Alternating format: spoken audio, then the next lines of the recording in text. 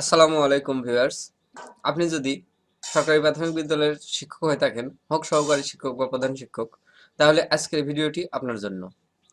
আজকের ভিডিওটি যদি আপনি শুরু থেকে শেষ পর্যন্ত মনোযোগ সহকারে দেখেন, তাহলে আপনি আপনার ইএফটি ফর্ম অত্যন্ত সুন্দরভাবে পূরণ করতে পারবেন, কোথাও কোনো জিজ্ঞাসা ছাড়াই। অর্থাৎ কোনো তথ্যের জন্য কাউকে জিজ্ঞেস করতে হবে না। তো চলুন কথা না বাড়িয়ে ভিডিওটি শুরু করি। তার আগে আপনি যদি আমার চ্যানেলে নতুন হয়ে থাকেন তাহলে অবশ্যই সাবস্ক্রাইব করে বেল আইকনটিতে অলে ক্লিক করে রাখবেন পরবর্তী সকল ভিডিওর আপডেট পাওয়ার জন্য। তো চলুন শুরু করি। সম্মানিত শিক্ষক মন্ডলী, আপনারা শুরুতেই যে ফর্মটি দেখতে পাচ্ছেন, দেখুন এখানে পুরাতন এবং নতুন ফর্ম নিয়ে অনেক বিভ্রান্তি আছে। আমি প্রথমেই আপনাদেরকে দুটি ফর্ম দেখাবো। দেখুন স্ক্রিনে যে ফর্মটি দেখতে পাচ্ছেন, এটা হলো সম্পূর্ণ সর্বশেষ, অর্থাৎ প্রাথমিক বিদ্যালয়ের শিক্ষকদের জন্যই শুধু এই ফর্মটি ক্রিয়েট করা হয়েছে। এবং পুরাতন আরেকটি ফর্ম আপনাদেরকে আমি দেখাবো। এই যে এখন যে ফর্মটি আপনারা স্ক্রিনে দেখতে পাচ্ছেন, এই ফর্মটি হলো পুরাতন এবং সোশ্যাল মিডিয়ায় ইউটিউব বা ফেসবুকে বিভিন্ন জায়গায় এই ফর্মটি আপনারা হয়তো দেখতে পাচ্ছেন, বা এই ফর্মটি আপনাদেরকে পূরণ করতে বিভিন্ন জায়গায় উদ্বুদ্ধ করা হয়েছে। কিন্তু এই ফর্মটি পুরাতন, এই ফর্ম পূরণ করলে কিন্তু হবে না। তো যাই হোক, ফর্ম চিনবেন কিভাবে? তো দেখুন, প্রাথমিক বিদ্যালয়ের শিক্ষকদের জন্য যে ফর্মটি ক্রিয়েট করা হয়েছে, সর্বপ্রথমেই আপনাকে সে ফর্মটি চিনতে হবে। তো আমাদের জন্য অর্থাৎ শিক্ষকদের জন্য যে ফর্মটি দেওয়া হয়েছে, সেখানে দেখবেন এই যে 1.0 প্রাথমিক তথ্যাদি, এইখানে দেখুন এই যে এইখানে 4টি অপশন আছে। অর্থাৎ একটু ভালো করে লক্ষ্য করুন। দেখুন স্থায়ী পদের বিপরীতে সরাসরি নিয়োগ, বেসরকারি শিক্ষা প্রতিষ্ঠান হতে জাতীয়করণকৃত, বেসরকারি বা আধা সরকারি প্রতিষ্ঠান হতে সরকারি পদে আত্মীকৃত, উন্নয়ন প্রকল্প হতে রাজস্ব খাতে স্থানান্তরিত। একটু লক্ষ্য করে দেখতে পাবেন পুরাতন ফর্মে কিন্তু এই অপশনগুলো নেই। তো যা হোক, ফর্মগুলো চিনে নিলাম, এবার আমরা ফর্মগুলো পূরণ করব। দেখুন এইখানে ফর্ম পূরণের ক্ষেত্রে অনেকেই বলবে ইংরেজিতে পূরণ করতে হবে, বাংলায় পূরণ করতে হবে। কিন্তু সঠিক কথা হলো, আপনি যেখানে ইন্ডিকেট করা আছে, যেমন এখানে দেখুন বলা আছে কর্মচারীর নাম Bangla, name of employee Bangla, শুধু এখানে বাংলায় লিখবেন। এবং যেখানে ইন্ডিকেট করা আছে, যেমন এখানে দেখুন লেখা আছে পিতার নাম ইংরেজি, এখানে ইংরেজিতে লিখবেন। অন্য অপশনগুলোতে আপনার ইচ্ছা মতো বাংলায়ও লিখতে পারেন, ইংরেজিতেও লিখতে পারেন, এর ধরাবাঁধা কোনো নিয়ম নেই। ভিউয়ার্স, এখানে 1.0-তে দেখুন আপনার নাম লিখবেন স্পষ্ট করে বাংলায়, পদবি লিখবেন সহকারী শিক্ষক বা প্রধান শিক্ষক, যে পদবি হোক সেটা লিখবেন, জাতীয় পরিচয়পত্র নম্বরটা লিখবেন।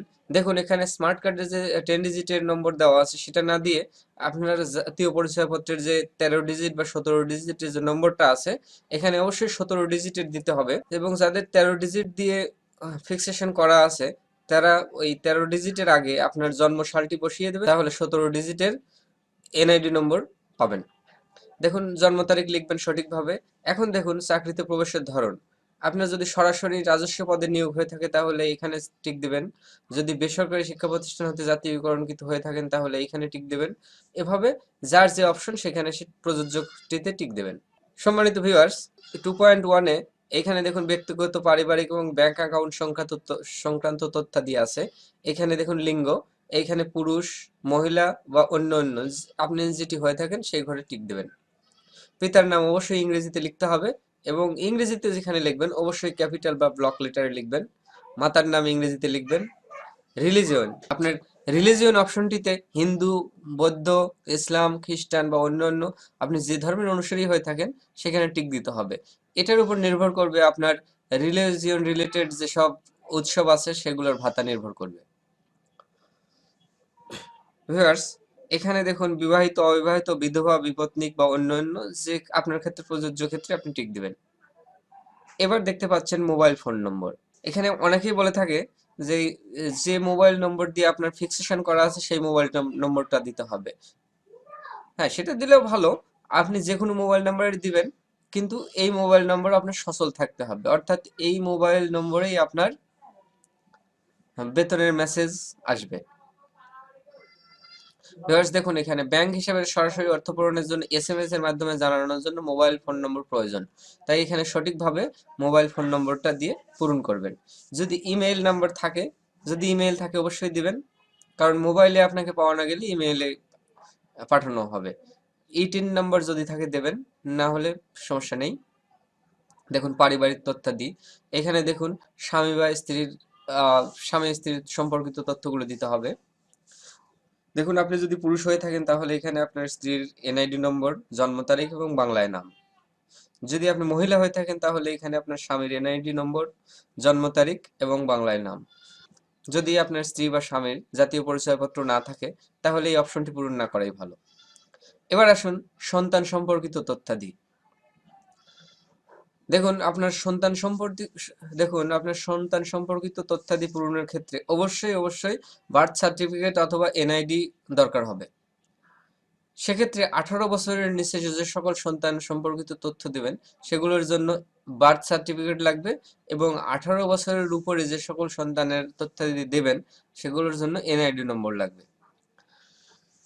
এইখানে প্রথম ঘরে এনআইডির ধরন নির্বাচন করবেন, বার্থ সার্টিফিকেট দিচ্ছেন বা এনআইডি নম্বর দিচ্ছেন সেটা টিক দেবেন, এবং সেই এনআইডি জন্ম নিবন্ধন নম্বর বা জাতীয় পরিচয়পত্রের নম্বর এখানে দেবেন। এখানে জন্ম তারিখ, আপনার সাথে কি সম্পর্ক, ছেলে বা মেয়ে, সেটা পূরণ করবেন। নাম বাংলায় লিখবেন, এখানে নাম ইংরেজিতে লিখবেন। এভাবে আপনার সন্তান যদি একটি হয় 1 ঘর পূরণ করবেন, 2টি হলে 2 ঘর, 3টি হলে 3 ঘর, যদি 3-এর অধিক হয় তাহলে এডিশনাল একটি পেজ নিয়ে সেই পেজে এরকম ঘর করে পেজটি পূরণ করে দেবেন। 2.2.3 তে প্রতিবন্ধী সন্তান সম্পর্কিত যে সকল তথ্য আছে, সেক্ষেত্রে আপনার সন্তান যদি প্রতিবন্ধী হয়ে থাকে তাহলে সেক্ষেত্রে আপনি এই 2.2. অর্থাৎ প্রথম ঘরে আপনার সন্তান সম্পর্কিত তথ্যের এখানে সেই সন্তানের তথ্য দিবেন না, সেই তথ্যটি দিবেন এই ঘরে। তো ভিউয়ার্স, এবার আমরা দেখব ব্যাংক অ্যাকাউন্ট সম্পর্কিত তথ্য। ব্যাংক হিসাবের নাম ইংরেজিতে লিখতে হবে, অর্থাৎ আপনার যে নামে ব্যাংক হিসাব খোলা আছে সেই নামটি স্পষ্ট করে ইংরেজিতে ব্লক লেটারে লিখবেন। এবার অ্যাকাউন্ট নাম্বারটি ঘরে দিবেন। ব্যাংক হিসাবের ধরন সঞ্চয়ী হিসাব টিক দিবেন অথবা চলতি হিসাবে। সাধারণত শিক্ষকদের ব্যাংক হিসাব নম্বর সঞ্চয়ী হয়ে থাকে, তাহলে এই সেভিং অ্যাকাউন্টে টিক দিবেন। ব্যাংকের নাম লিখবেন, ব্যাংকের শাখার নাম লিখবেন। এইবার হচ্ছে এইখানে আছে ব্যাংক রাউটিং নাম্বার। দেখুন ব্যাংক রাউটিং নাম্বার ব্যাংকের সাথে যোগাযোগ করে নিতে পারেন ওয়েবসাইটে ঢুকে। আমি ভিডিও ডিসক্রিপশনে লিংক দিয়ে দেব, আপনার যে ব্যাংক আছে সেই ব্যাংকের অপশনে ক্লিক করে সেখান থেকে আপনার শাখা নির্বাচন করে রাউটার নম্বরটি খুঁজে নিতে পারবেন। ভিউয়ার্স, এখানে দেখুন চাকরি সম্পর্কিত তথ্যাদি, বর্তমান পদ, অর্থাৎ আপনি সহকারী শিক্ষক বা প্রধান শিক্ষক যে পদে আছেন সে পদের নাম লিখতে হবে। বর্তমান পদে যোগদানের তারিখ, বর্তমান পদের গ্রেড, অর্থাৎ বর্তমান যে গ্রেডে আপনি বেতন পাচ্ছেন সেই গ্রেডটা এখানে উল্লেখ করতে হবে। বর্তমান স্কেলটা দিতে হবে। বর্তমান শ্রেণী, দেখুন ভিউয়ার্স এখানে তৃতীয় শ্রেণী, চতুর্থ শ্রেণী আছে। অনেকেই আছেন যারা প্রধান শিক্ষক, যারা দ্বিতীয় শ্রেণী মনে করেন, তারা এখানে হাতে দ্বিতীয় শ্রেণী লিখে দিতে পারেন, না দিলেও সমস্যা নেই। এটা শুধুমাত্র ওই ধোলাই ভাতার ক্ষেত্রে চতুর্থ শ্রেণীর, অর্থাৎ এটা শুধুমাত্র ধোলাই ভাতার ক্ষেত্রে প্রযোজ্য হবে, এটা তেমন কোনো গুরুত্বপূর্ণ জিনিস নয়।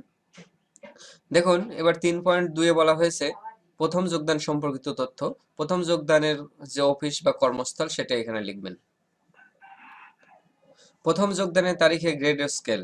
এই যে দেখুন এখানে বলা হয়েছে জাতীয়করণকৃত আত্মীয়কৃত রাজস্ব খাতে স্থানান্তরিত শিক্ষকদের উভয় কলাম পূরণ করতে হবে।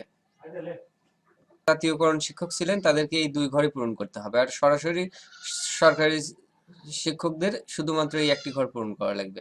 এখন দেখুন পদোন্নতি বা উচ্চতর স্কেলের ক্ষেত্রে যে সকল তথ্য দিতে হবে, এখানে দেখুন পদোন্নতির ধরন লিখবেন। যেমন ধরুন পদোন্নতির ধরন বা উচ্চতর স্কেল বা টাইম স্কেল, সিলেকশন স্কেল যেটা আছে সেটা লিখবেন। প্রাপ্তির তারিখ, বেতন গ্রেড, বেতন স্কেল এবং মূল বেতন, এগুলো পূরণ করবেন। এগুলো আশা করি বুঝবেন সবাই। এখন সরকারি আবাসন সংক্রান্ত তথ্যাদি, দেখুন এইগুলো পূরণ করবেন। কেউ যদি সরকারি আবাসনে থাকেন তাহলে সেই সম্পর্কিত তথ্য দেবেন, কেমন ধরন, বরাদ্দ প্রাপ্তির তারিখ, দখল বুঝে পাওয়ার তারিখ, বাসা ছাড়ার তারিখ, নির্ধারিত ভাড়ার ক্ষেত্রে প্রদত্ত ভাড়ার পরিমাণ। এখানে বর্তমান মূল বেতন এবং ভাতাদি। মূল বেতন দেখুন আপনার বেতন শিটে আছে, এখানে মূল বেতনটা লিখবেন। দায়িত্ব ভাতা, কেউ যদি অতিরিক্ত দায়িত্ব পালন করেন এবং তার জন্য ভাতা পেয়ে থাকেন তাহলে তার পরিমাণটা এখানে লিখবেন। যাতায়াত ভাতা, এটার প্রধান শিক্ষকরা যদি পেয়ে থাকেন তাহলে লিখবেন। শিক্ষা ভাতা, দেখুন শিক্ষক ভাতা যদি কোনো শিক্ষক পেয়ে থাকেন তাহলে এটাকে লিখবেন, বাড়ি ভাড়ার পরিমাণটা লিখবেন, চিকিৎসা ভাতা লিখবেন, টিফিন ভাতা লিখবেন, ধোলাই ভাতা যদি কেউ পেয়ে থাকেন তাহলে ধোলাই ভাতা লিখবেন। এছাড়াও যদি অতিরিক্ত ভাতা কেউ পেয়ে থাকেন তাহলে দেখুন এখানে হাতে লিখে সেটা এখানে পূরণ করে দেবেন। এবার আসি 4.2 কর্তন সমূহ। ভিউয়ার্স, এখানে কর্তন সমূহের ক্ষেত্রে শিক্ষকদের ক্ষেত্রে সাধারণত এরকম কোনো কর্তন নেই। যারা কর দেয় তাদের ক্ষেত্রে শুধু করের পরিমাণটা এখানে লিখবেন। তাছাড়া এবং সরকারি বাসায় যারা থাকেন তাদের ক্ষেত্রে এগুলো প্রযোজ্য। তো আমার মনে হয় না কোনো শিক্ষক সরকারি বাসায় থাকে, তাই তাদের জন্য এগুলো হয়তো প্রযোজ্য হবে না। যারা কর দিচ্ছেন তাদের ক্ষেত্রে শুধু একটি ঘর পূরণ করতে হবে। তো ভিউয়ার্স, এবার আমরা চলে যাচ্ছি 5.1-এ। এখানে দেখুন সাধারণ ভবিষ্যৎ তহবিল অর্থাৎ জিপি ফান্ড সম্পর্কে বলা হয়েছে। ভবিষ্যৎ তহবিলের প্রকৃতি অর্থাৎ আপনি ইনক্রিমেন্ট বা সুদ সহ নিচ্ছেন বা সুদ ছাড়া নিচ্ছেন সেটাতে আপনাকে টিক দিতে হবে। এখন হিসাব নম্বর কত সেটা লিখতে হবে, ভলিউম নম্বর লিখতে হবে, সর্বশেষ পৃষ্ঠার নম্বর লিখতে হবে এবং বর্তমান মাসিক চাঁদা কর্তনের পরিমাণ লিখতে হবে। এগুলো আপনারা জিপি ফান্ডের যে স্লিপ প্রতি জুলাই মাসে দিয়ে থাকে আপনাদের, সেখানে পেয়ে যাবেন। যদি সংগ্রহ করে না থাকেন তাহলে উপজেলা অ্যাকাউন্টস অফিসে যোগাযোগ করে এগুলো নিতে পারবেন। তো ভিউয়ার্স, 5.2 আমরা দেখতে পাচ্ছি জিপিএফ নমিনি সংক্রান্ত তথ্যাদি। আপনার জিপি ফান্ডের নমিনির তথ্যাদি এখানে দিবেন, অর্থাৎ জন্ম নিবন্ধন নম্বর অথবা জাতীয় পরিচয়পত্রের নম্বর, তার জন্ম তারিখ, তার সাথে কি সম্পর্ক, তার নাম বাংলায় এবং তাকে শতকরা কি পরিমাণ মনোনীত করেছেন সেই সংখ্যাটা হারে লিখতে হবে। যদি 100% দিয়ে থাকেন তাহলে 100%ই লিখবেন, আর অথবা যদি একাধিক জনের মাঝে ভাগ করে দেন শতকরা কি হারে ভাগ করে দিয়েছেন সেটা এখানে লিখবেন। ভিউয়ার্স, এখানে আমরা দেখতে পাচ্ছি সলোমন জিপিএফ অগ্রিম। এখানে যদি জিপি ফান্ড থেকে কেউ অগ্রিম নিয়ে থাকেন তাহলে সেই সম্পর্কিত তার ঘরগুলো পূরণ করতে হবে। তার মঞ্জুরি নম্বর, মঞ্জুরির তারিখ, মঞ্জুরিকৃত অর্থের পরিমাণ, মোট কিস্তির সংখ্যা, এগুলো সব যদি কেউ নিয়ে থাকেন তারা নিশ্চয়ই বুঝবেন, তারা এই ঘরটা পূরণ করে দিবেন। আমরা চলে যাচ্ছি বর্তমান ঋণ সংক্রান্ত তথ্যাদি। অনেক শিক্ষকই হয়তো ঋণ নিয়ে থাকেন। তারা কি ধরনের ঋণ নিয়েছেন, গৃহ নির্মাণ ঋণ, কম্পিউটার ঋণ, মোটরসাইকেল ঋণ, মোটর কার ঋণ, বাইসাইকেল ঋণ, এই ধরনের ঋণ পূরণ করবেন। তো ভিউয়ার্স, এখানে একটা কথা বলে রাখা প্রয়োজন, বিভ্রান্তি দূর করার স্বার্থে যে কথাটা বলা অবশ্যই দরকার তা হলো অনেকেই ব্যাংক থেকে পার্সোনাল লোন তুলে থাকেন এবং আমি সোশ্যাল মিডিয়া বিশেষ করে ফেসবুকে এবং ইউটিউবে দেখেছি অনেক টিউটোরিয়ালে সেখানে সেই ঋণ সম্পর্কিত তথ্যগুলো দিয়ে এখানে পূরণ করে দেওয়া আছে, কিন্তু না, সেটা একেবারেই ভুল। সেগুলো কিন্তু আপনার পার্সোনাল লোন, সেগুলো বেতন থেকে কাটা হয় না, আপনার ব্যাংক অ্যাকাউন্টে টাকা আসার পরে সেখান থেকে কাটা হয়। অর্থাৎ সে সম্পর্কিত তথ্য এখানে দেওয়া যাবে না। এখানে শুধু সেই তথ্যই দেবেন যে ঋণটা আপনার বেতন থেকেই কেটে নেওয়া হয়, অর্থাৎ ব্যাংকে আসার পূর্বেই কেটে নেওয়া হয়। তো ভিউয়ার্স, এখনই ভিডিওর নিচে গিয়ে একটি লাইক দিয়ে আসুন এবং সাবস্ক্রাইব করে না থাকলে অবশ্যই সাবস্ক্রাইব করে বেল আইকনটিতে অলে ক্লিক করে রাখুন। বর্তমান ঋণ সংক্রান্ত তথ্যাদিগুলো আপনি পূরণ করে দিবেন। তারপরে আমরা চলে যাব অর্জিত ছুটি বা লিয়েন সম্পর্কিত তথ্য। দেখুন অনুমোদিত ছুটি, এই অপশনটা অত্যন্ত ভালোভাবে পূরণ করবেন। আপনার সার্ভিস বুকে যেভাবে লিপিবদ্ধ আছে সর্বপ্রথম কাজ হবে আপনার উপজেলা শিক্ষা অফিসে গিয়ে সার্ভিস বুকটা হালফিল করা। সার্ভিস বুক হালফিল করার পরে সেখান থেকে দেখুন কি ধরনের ছুটি আপনি ভোগ করেছেন, ছুটির ধরন, ছুটির বেতন প্রকৃতি, অর্থাৎ পূর্ণ বেতনে নিয়েছেন কিনা, অর্ধ বেতনে অথবা বিনা বেতনে নিয়েছেন কিনা, ছুটির উদ্দেশ্য, মঞ্জুরি আদেশ নম্বর, মঞ্জুরি আদেশের তারিখ, ছুটি ভোগের সময়কাল অর্থাৎ শুরুর তারিখ এবং শেষের তারিখ, মোট ভোগকৃত ছুটি, এগুলো আপনাকে সঠিকভাবে পূরণ করতে হবে। তো ভিউয়ার্স, 7.2 আমরা দেখতে পাচ্ছি লিয়েন সম্পর্কিত যে তথ্য আছে সাধারণত এগুলো প্রাথমিক বিদ্যালয়ের শিক্ষকদের জন্য প্রযোজ্য হয় না। এই ঘরটি আমি ওভারলুক করে গেলাম। শৃঙ্খলামূলক ব্যবস্থা যদি থাকে, অর্থাৎ কারোর বিরুদ্ধে যদি কোনো বিভাগীয় ব্যবস্থা নেওয়া হয়ে থাকে, তার দণ্ডের প্রকৃতি, দণ্ডের ধরন, আদেশ নম্বর, আদেশের তারিখ, সময়কাল, শাস্তির আদেশের আলোকে পুনর্নির্ধারিত বেতন, মন্তব্য, এগুলো পূরণ করবেন। চাকরিজীবীর অবর্তমানে পেনশন প্রাপ্তির উত্তরাধিকারী মনোনয়ন। দেখুন এখানে মনোনীত ব্যক্তির পরিচিতি নম্বর, জন্ম তারিখ, সম্পর্ক, তার নাম বাংলায়, বৈবাহিক অবস্থা, প্রতিবন্ধী অবস্থা, মনোনীত অংশ অর্থাৎ শতকরা হারে। যদি আপনি একাধিক ব্যক্তিকে মনোনয়ন দিয়ে থাকেন কোন ব্যক্তি কত শতাংশ পাবে সেই শতাংশের হারটা এখানে লিখবেন। তো এভাবে আপনি ফর্মগুলো পূরণ করবেন। ভিউয়ার্স, ফর্ম পূরণ করার সময় আপনাকে যে কথাগুলো খুব ভালোভাবে স্মরণ রাখতে হবে, দেখুন এখানে প্রাথমিক তথ্যাদির জন্য আপনার জাতীয় পরিচয়পত্রের ফটোকপি অবশ্যই সঙ্গে জমা দিতে হবে। আপনার অফিসের জন্য যে মোবাইল নাম্বার বা অফিসের প্রেফিক্স সেকশনে যে মোবাইল নাম্বার দেওয়া আছে তা যথাযথভাবে দিবেন। যদিও এটা পূর্বেকার। আপনার স্ত্রী বা স্ত্রীগণের জাতীয় পরিচয়পত্রের ফটোকপি অবশ্যই দিতে হবে। টিন নম্বরের অর্থাৎ টিন নম্বর যদি দিয়ে থাকেন তাহলে টিন সার্টিফিকেটের ফটোকপি জমা দিবেন। সন্তানদের বয়স যদি 18 বছরের ঊর্ধ্বে হয় তাহলে জাতীয় পরিচয়পত্রের এবং 18 বছরের নিচে হলে জন্ম নিবন্ধনের ফটোকপি অবশ্যই দিতে হবে। খেয়াল করুন, এগুলো একটু পড়ে নেবেন, এগুলো ফর্মের সাথে দেওয়া থাকবে। এখানে উল্লেখ্য, আলাদা আলাদা উপজেলা শিক্ষা অফিসে হয়তো আলাদা আলাদা ডকুমেন্ট চেয়ে বসবে, সেক্ষেত্রে আপনার শিক্ষা অফিস থেকে জেনে নেবেন আপনাদের কি কি তথ্য জমা দিতে হবে। সম্মানিত শিক্ষক মন্ডলী, আমি ভিডিওর লেন্থ কম রাখার জন্য একটু দ্রুত বলার চেষ্টা করেছি যেন ভিডিওর লেন্থ ছোট হয়। এজন্য হয়তো অনেকেরই বুঝতে সমস্যা হতে পারে। যাই হোক, কেউ যদি মনে করেন এর পরেও সমস্যা আছে, তিনি ভিডিওটি আরেকবার দেখবেন। তারপরেও যদি কোনো প্রশ্ন থাকে অবশ্যই কমেন্ট বক্সে কমেন্ট করে জানাবেন। আমি আমার সাধ্যমতো তার জবাব দেওয়ার চেষ্টা করব। আর ভিডিওটি কেমন লাগলো জানাতে ভুলবেন না। ভালো লাগলে একটি লাইক দেবেন। আর চ্যানেলটি যদি এখনো সাবস্ক্রাইব করে না থাকেন তাহলে অবশ্যই সাবস্ক্রাইব করে বেল আইকনটিতে অলে ক্লিক করে রাখবেন। এতক্ষণ সঙ্গে থাকার জন্য এবং ধৈর্য সহকারে দেখার জন্য অনেক অনেক ধন্যবাদ। আল্লাহ হাফেজ।